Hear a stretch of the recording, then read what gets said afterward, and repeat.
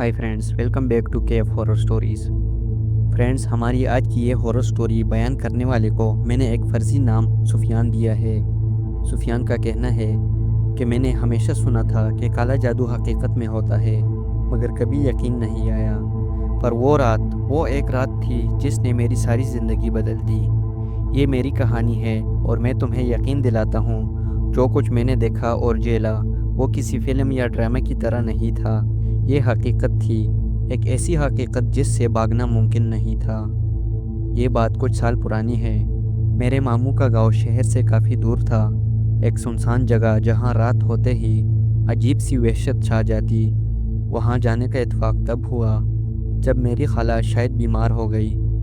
Doctors ने कहा कि सब कुछ नॉर्मल है, मगर फिर भी उनकी हालत बिगड़ती जा रही थी।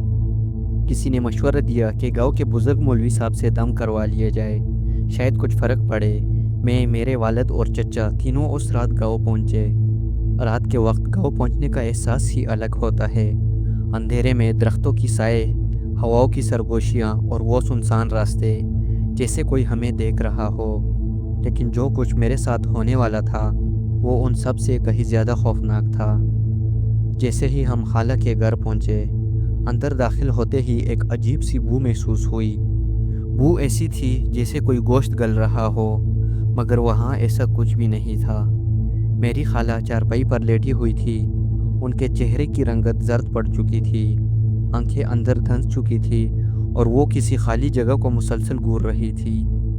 मेरी खाला, जो हमेशा बातूनी और जिंदा दिल थी, अब बिल्कुल खामोश थी, जैसे उनकी रूह निकल चुकी हो। चाचा ने मौलवी साहब को बुलाने के लिए फ़ोन किया, मगर वो कहने लगे कि ये मामला अब मेरे बस में नहीं, तुम्हें किसी और के पास जाना होगा। ये सुनकर मेरे वालिद परेशान हो गए। मौलवी साहब, जो हमेशा मदद के लिए आते थे, वो अब इनकार क्यों कर रहे थे? ऐसा क्या था जिससे वो खुद भी डर गए थे? फिर अचानक खाला के खामोश चेहरे पर एक अजीब सी मुस्कुराहट आई, और वो मुस्कुराहट वो किसी आम इंसान की नहीं लग रही थी। मैंने उनकी आंखों में झांका और जो कुछ मैंने देखा वो नाकाबिल यकीन था। खाला की आंखें वो आम आंखें नहीं लग रही थी, उनमें एक अजीब सी सफ़ेदी छाई हुई थी, जैसे कोई अंदर से झांक रहा हो। और वो मुस्कुराहट वो ऐसी नहीं थी जैसे एक बीमार लागर औरत की हो सकती है। वो मुस्कुराहट कुछ और थी, जैसे कोई मजाक कर रहा हो, जैसे कोई खेल खेल रहा हो। मेरे वालिद ने घबरा कर खाला के कंधे पर हाथ रखा और बोले, बहन, आपकी तबीयत कैसी है? खाला ने आहिस्ता आहिस्ता सर उठाया, और फिर जो कुछ उन्होंने कहा वो सुनते ही पूरे कमरे में एक सन्नाटा छा गया। और खाला बोली, यहाँ आने की ज़रूरत नहीं थी, अब वापस नहीं जा सकोगे। उनकी आवाज़ में एक गैर इंसानी खनक थी, जैसे कोई और बोल रहा हो, जैसे ये अल्फाज उनके अपने ना हो। चचा फ़ौरन पीछे हटे, उनकी चेहरे पर हवाएं उड़ रही थी। वालिद ने मेरा हाथ पकड़ा और मुझे करीब किया, जैसे मुझे खाला से बचाना चाहते हो। मेरे वालिद ने घबरा कर पूछा, ये क्या कह रही हो बहन? खाला ने सर झुका लिया, उनके बाल चेहरे पर आ गए, और फिर उन्होंने ऐसा काम किया जो आज भी सोचूं तो मेरे रोंगटे खड़े हो जाते हैं। उन्होंने अपने दोनों हाथ आहिस्ता आहिस्ता ऊपर किए और उनकी उंगलियां अजीब तरीके से मुड़ने लगी, ऐसे जैसे हड्डियां टूट रही हो, जैसे कोई उन्हें ज़बरदस्ती मोड़ रहा हो। कमरे में मौजूद हर शख्स दम बखुद रह गया, और चचा के मुंह से बमुश्किल अल्फाज निकले, ये काला जादू है। हमें एहसास हो चुका था कि ये बीमारी नहीं है, ये कुछ और है, कुछ ऐसा जो इंसानी हद से बाहर था। खाला के जिस्म पर नील के निशान उभरने लगे, जैसे किसी ने उन्हें बुरी तरह मारा हो, मगर वो मुसलसल हंस रही थी, एक ऐसी हंसी जो किसी आम इंसान की नहीं हो सकती थी। मेरे वालिद ने तकरीबन चीख कर पूछा, ये सब किसने किया? खाला की हंसी यकदम बंद हो गई। वो एक लम्हे के लिए बिल्कुल साकत हो गई और फिर आहिस्ता से बोली, तुम्हें पता है, बहुत अच्छी तरह पता है।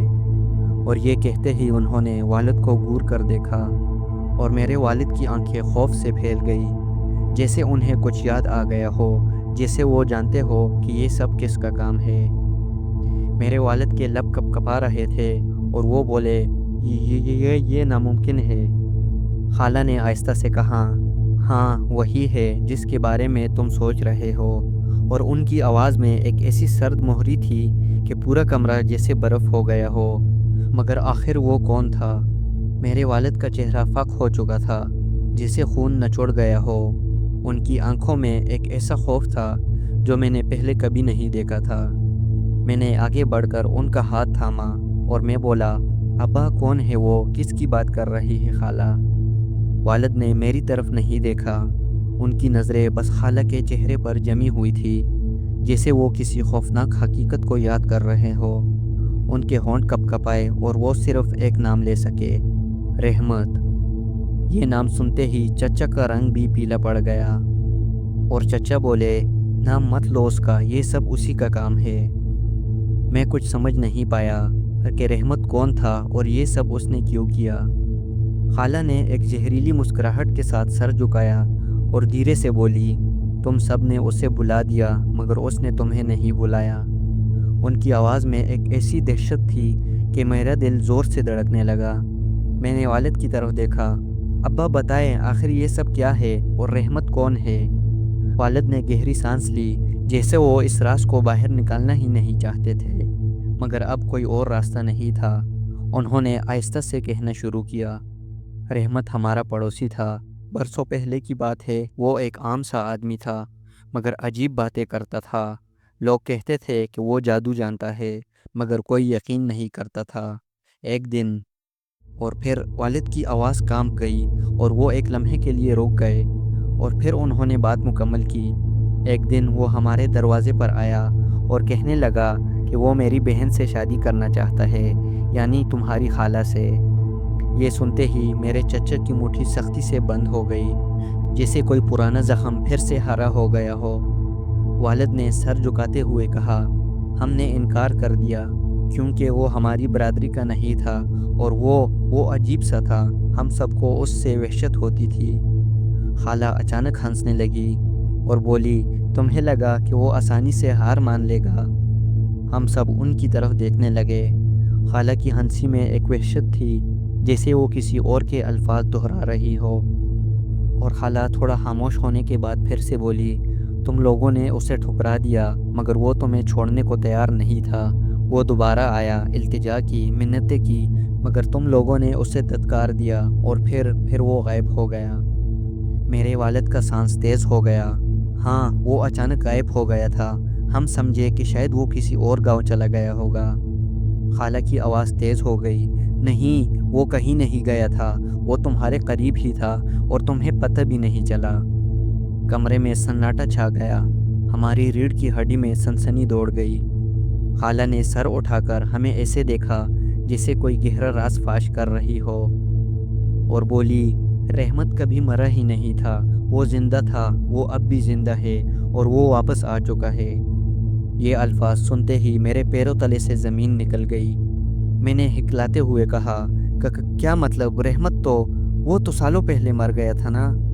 खाला आहिस्ता से मुस्कुराई और एक ऐसी बात कही जो सुनकर मेरे रोंगटे खड़े हो गए, कुछ लोग मरते नहीं, वो वापस आते हैं। खाला के अल्फाज मेरे दिमाग में हथौड़े की तरह बज रहे थे कि कुछ लोग मरते नहीं, वो वापस आ जाते हैं।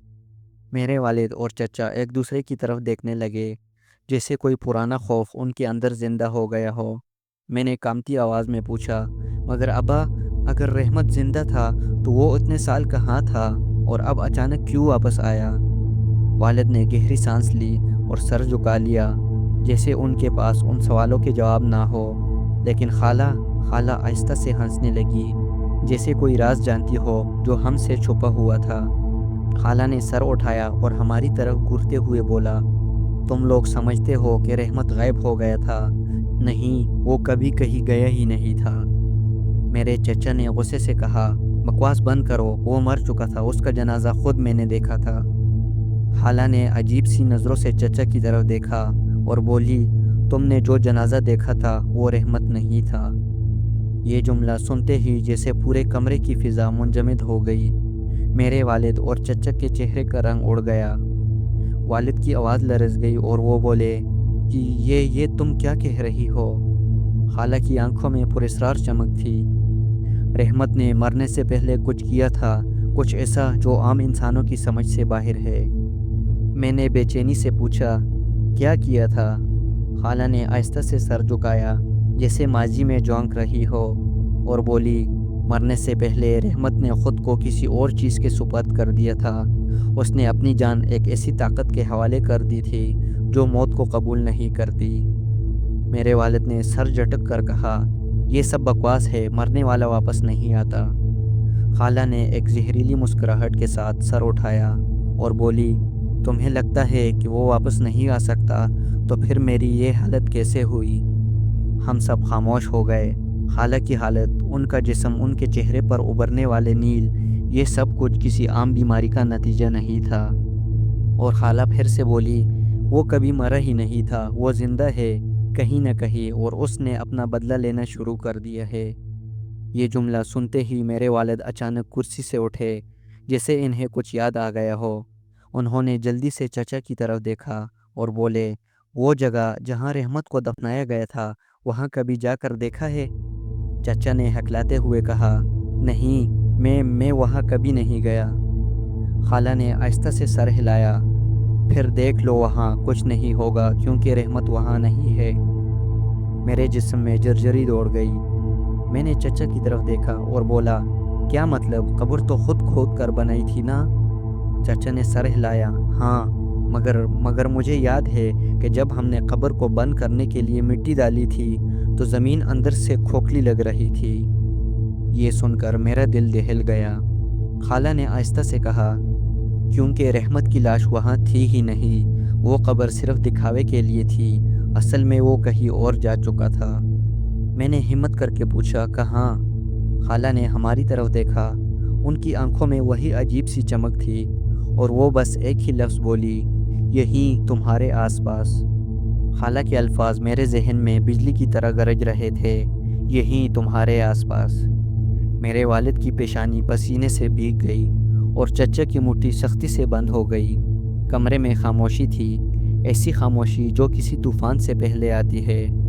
میں نے گھبرا کر پوچھا، خالہ، یہ سب مذاق نہیں ہے نا؟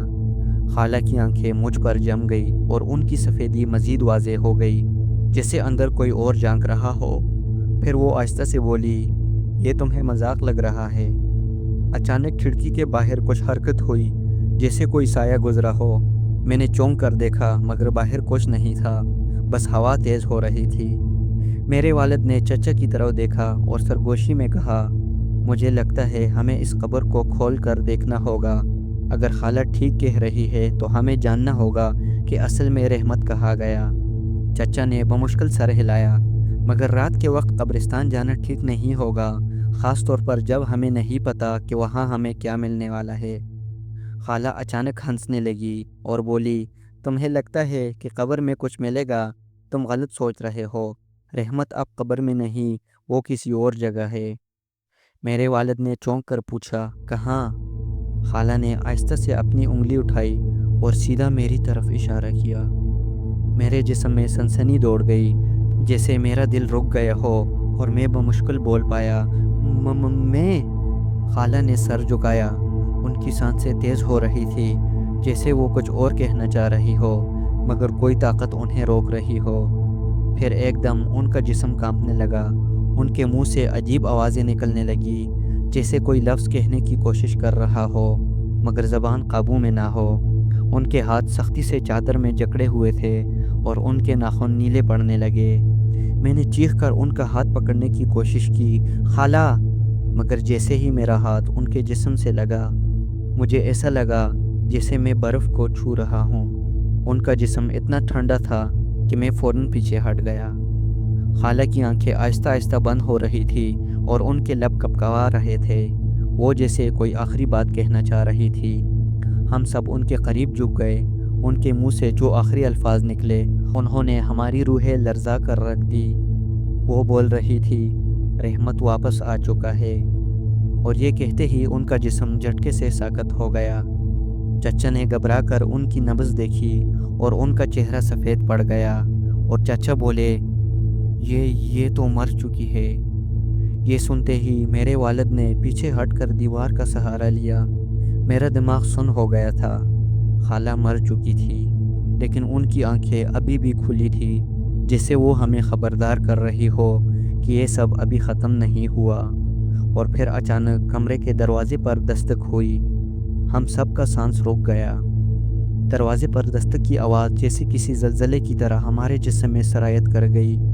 یہ عام دستک نہیں تھی، یہ بھاری، آہستہ اور مسلسل تھی، جیسے کوئی اندر آنے کے لیے بےتاب ہو مگر جان بوجھ کر دیر کر رہا ہو، جیسے وہ چاہتا ہو کہ ہم ہر لمحہ اس خوف کو محسوس کریں۔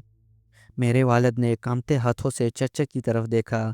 ککا کون ہو سکتا ہے اس وقت؟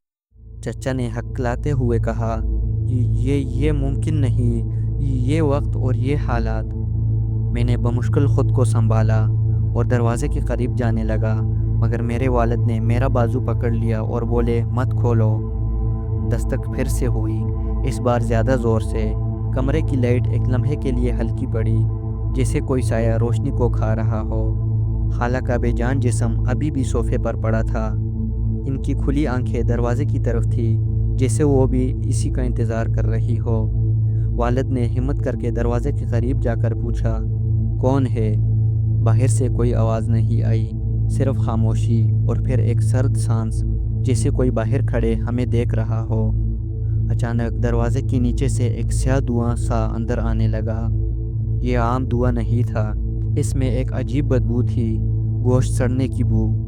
چچا نے پیچھے ہٹ کر کانپتی آواز میں کہا، یہ وہی ہے جس کا ہمیں ڈر تھا۔ میرے والد نے کانپتے ہاتھوں سے دروازے پر لکڑی کا ایک تختہ ٹھوک دیا، جیسے یہ دروازہ کھلنے سے روک دے گا، مگر وہ جانتے تھے کہ یہ بیکار ہے۔ دھواں آہستہ آہستہ کمرے میں پھیلنے لگا اور اسی لمحے خالہ کا بے جان جسم جھٹکے سے حرکت میں آیا۔ چچا چیخ اٹھے۔ خالہ کے ہونٹ آہستہ آہستہ کھل رہے تھے، مگر ان کی آنکھیں اب بھی بے جان تھیں۔ ان کے گلے سے جو آواز نکلی وہ انسانی نہیں تھی، وہ کسی اور چیز کی تھی۔ تم نے مجھے ٹھکرایا تھا۔ میرے والد کی سانسیں بند ہو گئی اور میں خوف سے اپنی جگہ جم گیا۔